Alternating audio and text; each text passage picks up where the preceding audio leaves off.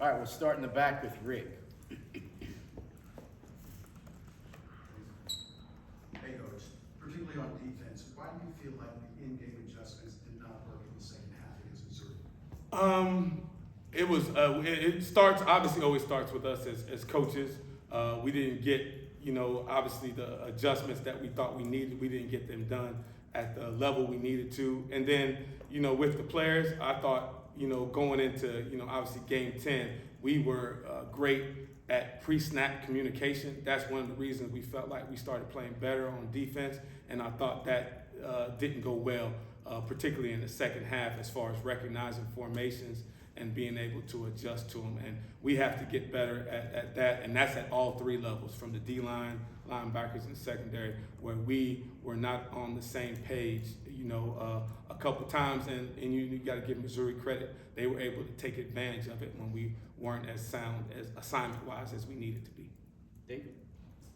Why do teams struggle with pressure Carson Banks so much with Jordan's unit? They've only given up, I think, 9 sacks through 10 games. I think their offensive line does a tremendous job. They have really good players up front, and he's very good with the ball in hand. He knows when to get rid of it, recognizes pressures, and he's athletic enough to get out of the pocket and extend plays.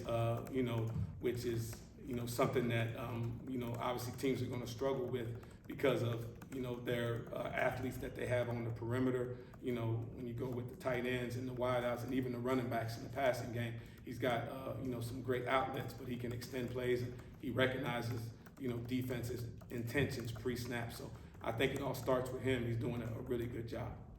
Brent? But Coach, with that being said, obviously Missouri got it out in the flat to the running backs, got it across the middle some. What's the adjustment from there? What do your linebackers, what do they need to take away from the shortcomings there at Missouri and translate that into this week? It goes back to what we said. We're multiple on defense, and it comes back to pre-snap communication. There was a couple times we lost leverage based off of what we were doing, and it put us in bad situations to make those plays out in the perimeter. But it's still no excuses. When we got out there, we did not make the plays. We missed way too many tackles out in the perimeter when we got out there, whether we were in bad position or not. Job is to get the guy on the ground, and we did a poor job, as the second level defenders of, getting those guys on the ground before they got to first downs, whether it been second and long or third down. We did a poor job there. So, it comes back to the pre-snap communication. It comes back to being in the right position, but still at the end of the day, we have to tackle better when they get out there. Mike, then Patrick? Coach, last year you identified Georgia's tight ends and you held Brock Bowers to just 27 yards. He only had, I think his longest catch was 10 yards. I mean, this is an all-American guy. What's the secret? I don't think Darnell even had a catch. How did the tight ends look this year, and why is Tennessee so good against Brock Bowers? Well, man, you said that, I didn't. He's to me, he's one of the better tight ends. I've been doing this for a long time. He's one of the better tight ends I've seen, in person and on video. The natural pass catching ability, the ability to separate is as good as most wide receivers. I'm not going to sit here and say we designed a defense to try to slow him down. I don't think anybody can. I think the targets come as the offense sees to target him, and I think Georgia has won 2 national championships for a reason, because they adjust to what defenses are doing. But give them all the credit in the world. Came back against Ole Miss last week and was able to catch a touchdown pass and didn't look like he skipped a beat. If you ask anybody on our defense, we know how talented he is, and our hope is to contain him. I would never sit here and say we were able to stop him. You know what I mean? I think that's credit to what Georgia does, that they're going to take what defenses are giving them, and they feel like they have talented players at a bunch of different spots that they can attack defenses in different ways. Patrick and Adam. Coach, how did you sort of evaluate how Elijah did in the game and how he kind of responded from Saturday? He was part of the problem. He wasn't the only problem, I would say that. And like I said, we always start with what we could do better, and I'm always going to start with what I could do better. And that's why I keep mentioning the pre-snap communication. when you have young, inexperienced guys at certain positions, you have to be able to help them. Our veteran guys, have to be able to recognize the formations, alert them, help them with checks and those things, and that's not letting them off the hook at all. But, we didn't do that as a whole team, and I think that was part of the struggle with us on defense. And then obviously Elijah did not tackle well, especially in space.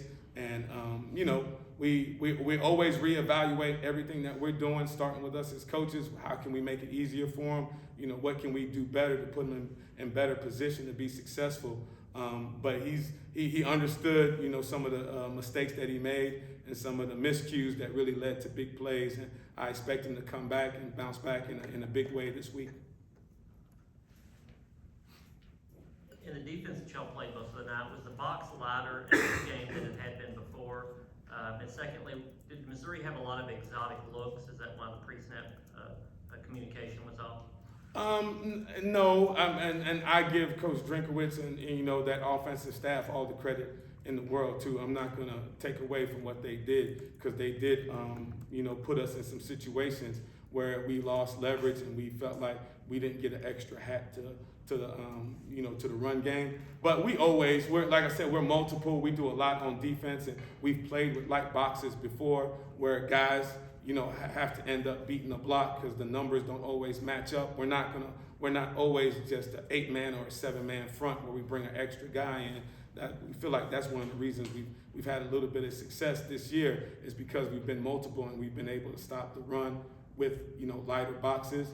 But I don't think Missouri did anything out of the ordinary, exotic. They did put stress on us as far as the formations and getting adjusted to them, but it's nothing that we haven't seen. We just didn't adjust to them, as fast and as effective as we have in the past. Last two, Vince and Casey. Two quick things. What's your balance with your guys in terms of what you're coaching? Effort, energy, focus versus actual scheme? It always starts with that. I always say I'm an old school guy. I still remember the Ravens teams from when Ray Lewis was there, and they had one of the best defenses in the world. I sat there, and I tell these guys the story all the time. I sat and watched a clinic with Marvin Lewis, and he went over what was supposed to happen on tape, what gaps and what responsibilities are guys are supposed to have on defense. And then when I turned on that tape, it looked nothing like that.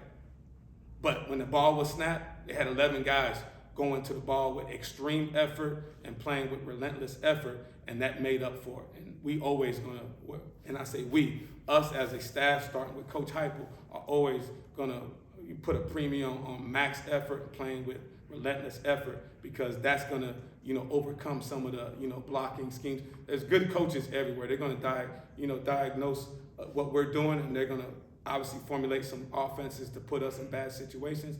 The way you overcome that is with relentless effort and a will that's going to keep you from getting blocked. And I always going to believe that. And what can you say about Georgia's running back specifically? Very, very talented group. Thought they probably had one of their better performances. I know they had been banged up. They've had a couple different guys in the backfield. I thought they played a complete game last week against Ole Miss. And I thought Milton really looked like he's starting to bounce back. I know he was a little dinged up. He had some really explosive runs.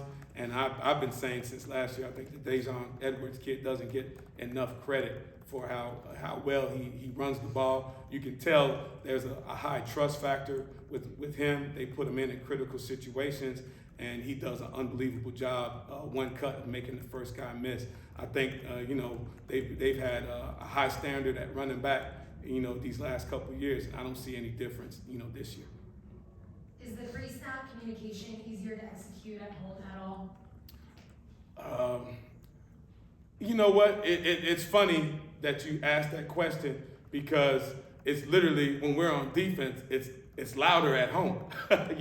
When you're on the road, it's quieter on the road. So it should be opposite, right? It should be opposite, that pre-snap communication should be better on the road. But I want to make sure I answer this the right way because we still want our crowd to be very, very loud when their offense is out there.